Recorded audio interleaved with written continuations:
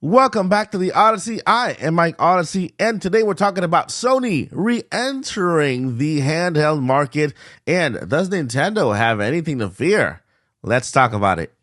Welcome to the Odyssey. Hit the like, press play. You're running with the squad like Xenoblade. Drive like Mario, we on a... Now, first I want to get off the make it clear. I love Sony as a company. I own a Sony PlayStation 5. Although I mostly run a Nintendo channel, I would love to talk more about Sony products and Sony games as well, because I mean they're a great company, great games, great everything.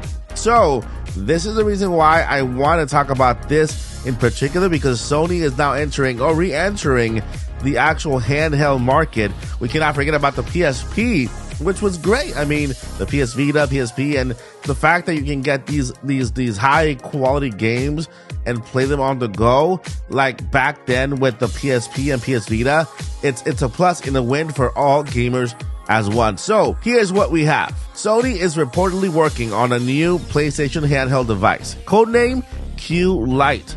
However, it will not be a standalone console like the PS Vita. Instead, it will only work with the PS5 via Remote Play.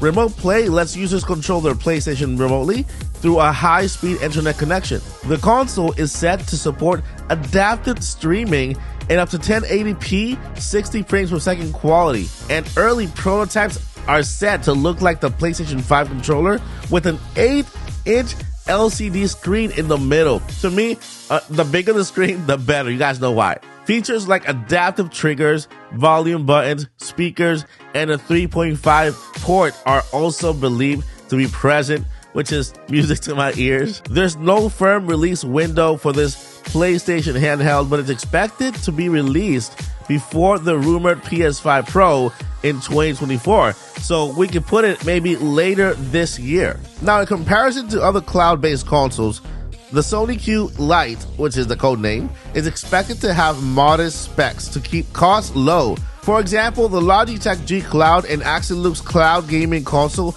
utilizes an ultra-low powered SoC for video feed in cloud gaming. So how does this compare to the Switch and maybe the Steam Deck? Well, unlike the Nintendo Switch and the Steam Deck, which run games natively, the Q Lite would essentially function as an extension to the PS5 itself. The way it plays game is purely through Remote Play, which requires a constant internet connection and a PS5 that you already own. Now, even though this is not a full-fledged handheld console, it's more like an extension to the PS5, I hope that in the future, Sony continues to build upon this and really enter the market, because I believe that we do need more handhelds in the market in order to create this competition. And guess what? With competition comes lower prices. With competition comes higher quality products as well, because I feel like this would only benefit. So my question for you guys out there who own a PlayStation and also own a Switch, would you buy this Q Lite if it comes out this year? It's not a full-fledged handheld console because it's more like a streaming console. You need an internet connection to be connected to it 100%. And let me know what you guys think down below. I mean, it's a win-win for Sony, for everyone as a whole. And I hope that Sony does develop this into an actual handheld console in the future. All right, guys, that is going to do it for today's episode of Odyssey News. Let me know if you want to hear more news about Sony products and games. Leave your comment down below. But before I let you go, I have two important things I need to let you know. Number one, never give up. And number two, journey on. Peace. We're on a journey, looking back on the things that we've taken for granted, but feels like we're learning to be better.